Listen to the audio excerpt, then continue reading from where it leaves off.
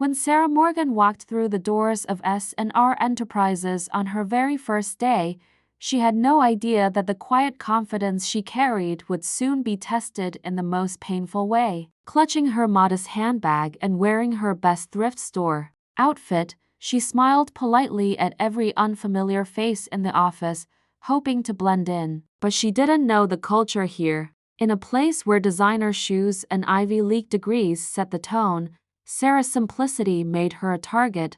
The whispers began before she even sat down. A group of senior staff dressed in sharp suits and armed with inflated egos smirked as she was introduced in the morning meeting. One even asked, loud enough for the room to hear, if she was the new janitor. She forced a smile, but her cheeks burned. Sarah had worked too hard to let this break her spirit. A widow, a single mother, and a night school graduate, she wasn't about to let arrogance crush her first real shot at a better life. Her role was minor, just an assistant in the marketing department, far from the decision-making floor. But she observed quietly, taking note of everything. The company was struggling, sales dropping, clients leaving, and pressure mounting. Leadership blamed the economy, but Sarah saw something else. A pattern, a mistake that no one had caught because they were too busy posturing instead of thinking. One afternoon, after another round of cold stares and snide remarks, Sarah stayed late and worked on a presentation. Her idea was bold, simple, and rooted in a kind of common sense only someone outside the corporate bubble could see. She hesitated before printing it. What if they laughed again? What if she lost this job too? The next morning, she placed the file on the department head's desk and walked away. No explanations, no fuss, and then everything changed. Before anyone realized it, her idea would go from overlooked to life-saving. But not before one last brutal confrontation tested her resolve, one that would either make or break her. So what exactly did Sarah discover? And how did one overlooked woman end up saving an entire company from collapse? Sarah had always lived a quiet life in a small town where people judged you less by what you wore and more by how you treated others. She had raised her son alone after losing her husband in a factory accident and spent years doing odd jobs while attending night classes and marketing. She didn't have big city experience, but she had grit and an eye for detail that most people missed. When she got the job at S&R Enterprises, it felt like her prayers had finally been answered. But what she didn't expect was just how cold and dismissive the corporate world could be. Her manager, a polished man named Eric Collins, barely acknowledged her existence unless he needed copies made or coffee fetched. He spoke in clipped tones and referred to her ideas as cute or interesting before tossing them aside. Others in the office followed his lead. A few whispered that she'd only gotten the job because of some diversity quota. The front desk assistant, Maya, was the only one who offered a warm smile now and then, but even she seemed afraid to stand too close.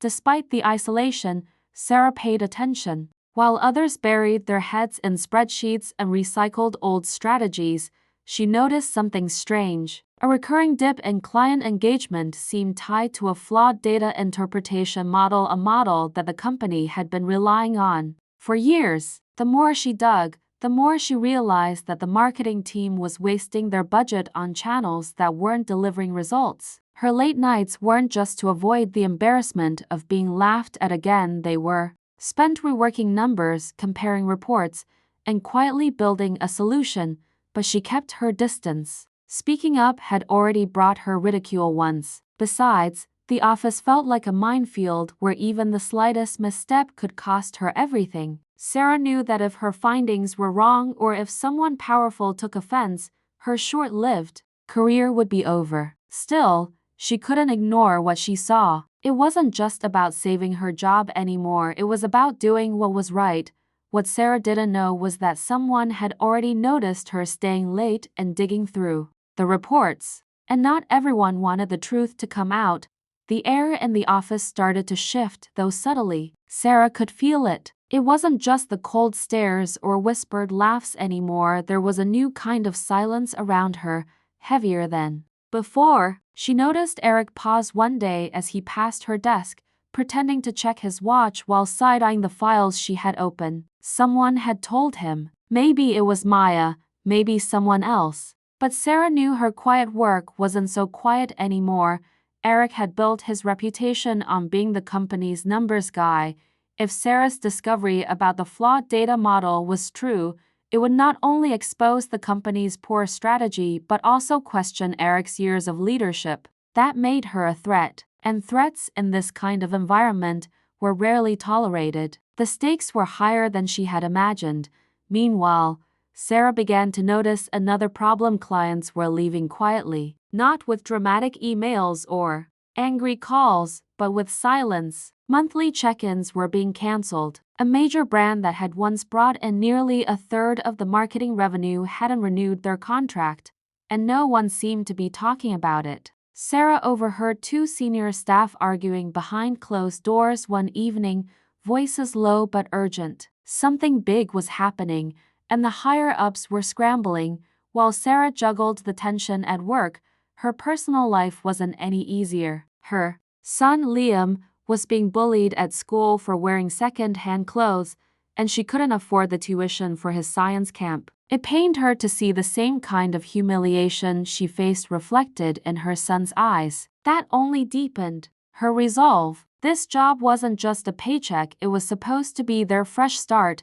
Then came an unexpected twist. Maya, the receptionist who had always kept her distance, quietly slipped Sarah a note one morning. It read, "Be careful who you trust. Someone's setting you up." There was no name, no details, just a warning. Sarah folded the note and tucked it deep into her purse. Her instincts had been right all along. She wasn't just fighting for a voice anymore. She was walking into something far more dangerous where exposing the truth might come at a cost she wasn't ready for. Sarah barely slept that week. The note from Maya kept replaying in her mind like a warning bell she couldn't shut off. Each time Eric walked by her desk, each time a random colleague glanced too long at her computer screen, she felt the weight of something closing in. Her idea, the one she had poured weeks into, was now circulating quietly among senior management. But no one was giving her credit. In fact, no one was speaking to her at all. Meetings were held behind closed doors, files she had access to were suddenly restricted, and the tension in the office felt like a wire stretched to its breaking point. Then came the email. It was short and cold. "Please prepare to present your data in Friday's leadership meeting." No greeting, no context. Sarah stared at the message, her hands trembling. This was the same leadership team that had humiliated her on day one, and now she was being thrown into the lion's den. The same people who dismissed her as unqualified would be judging her idea, an idea that could either expose a company-wide flaw or turn her into a scapegoat.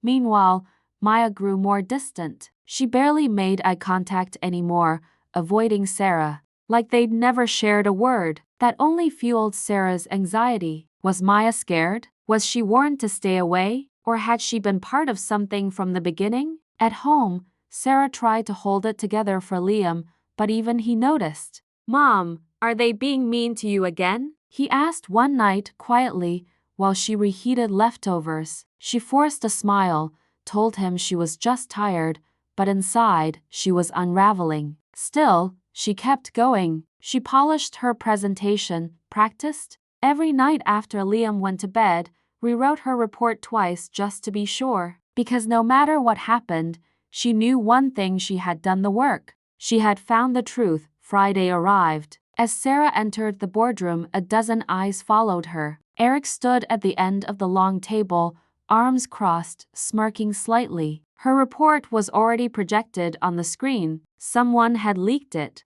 She hadn't even spoken yet, and the battle had already begun. Sarah's heart pounded as she stood at the front of the boardroom. Her hands gripped the edges of the podium, knuckles white, while the room sat in silence. The report she had worked on for weeks was already on display, but twisted, altered. Key figures were rearranged, the conclusions distorted, and the title page had someone else's name on it. It wasn't hers, Eric's. Her mouth went dry. This wasn't a presentation, it was a trap.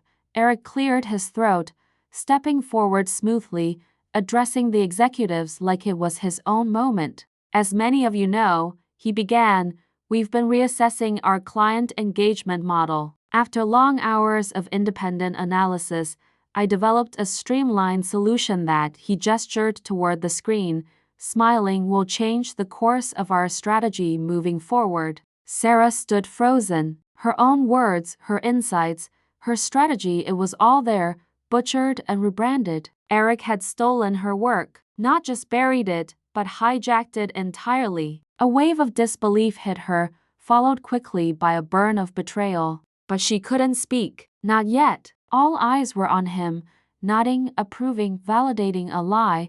Then another twist. Before Eric could finish, the CEO's assistant walked briskly into the room and whispered something into her ear. The CEO of firm, but fair woman named Claire Townsend raised a brow and glanced at Sarah. Then she asked, clearly and directly, Miss Morgan, would you care to explain this email? Claire tapped the screen, and an email thread popped up, one Sarah had sent the night before to the department archive, a backup copy of her original report, time-stamped, complete with her analysis, charts, and personal notes. Claire's tone was neutral, but her eyes were sharp. Eric stiffened, gasps spread across the room like a ripple. Sarah looked at the screen, her voice steady despite the fear. That's the actual report I created. I submitted it last night as part of my record keeping.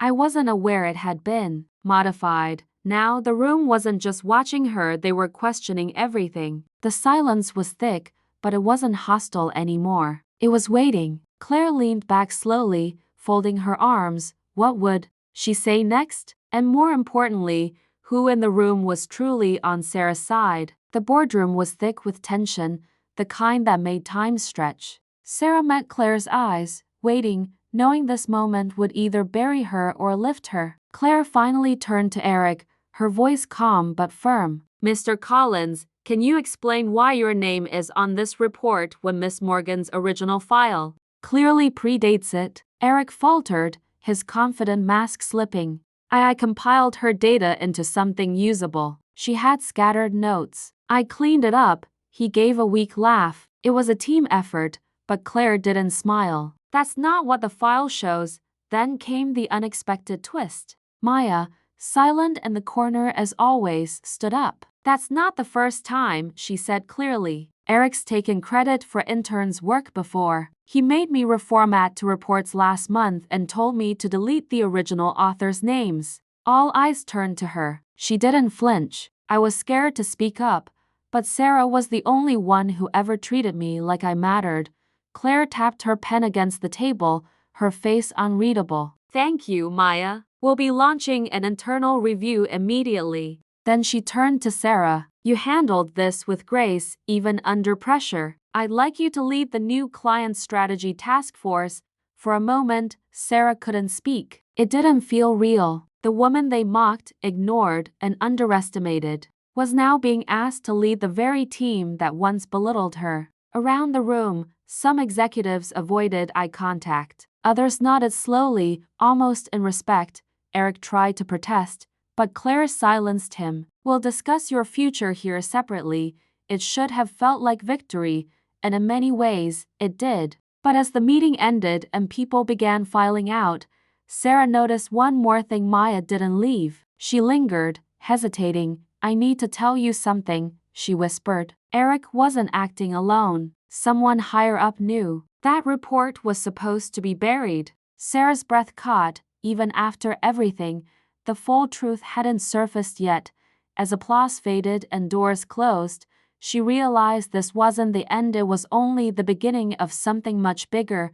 In the days that followed, the energy at S&R Enterprises shifted completely. A formal investigation was launched into the internal mishandling of reports, and Eric was quietly let go from the company. Though the full details were never made public, Sarah was called into several meetings with Claire and HR, where she finally got to share everything she'd uncovered, not just the data flaws, but the toxic patterns that had silenced voices like hers and Maya's for too long. Sarah's promotion wasn't just a title change. She now had a real seat at the table, leading a new team that focused on inclusive strategy and honest data analysis. And she didn't forget where she came from. She invited Maya to join the task force, giving her a chance to grow beyond the reception desk. Together, they began reshaping the culture from the inside out slowly, carefully, with a focus on people over pride. At home, the change was just as noticeable. Liam's eyes lit up more often. Sarah could finally buy him a proper school uniform and enroll him in the science camp he dreamed about. One night, while they were cleaning up dinner, he looked at her and said, "You didn't give up, even when they were mean. I want to be like you." That moment meant more than any title or office corner, and yet, Sarah didn't forget Maya's final words. Someone higher up knew. That truth still lingered in the background, like an unopened file. But for now, Sarah chose to focus on what she could control. She had proven something far more powerful than a marketing strategy. She had shown that integrity, no matter how quiet, could rise above office politics, broken systems, and whispered doubt. Her journey from humiliation on her first day to becoming the woman who saved the company remained proof that brilliance doesn't always wear a suit or speak with authority. Sometimes it comes from the person no one expects, and sometimes that person not only changes the numbers, they change the culture. Because in the end, Sarah didn't just fix a broken strategy, she reminded everyone what leadership really looks like.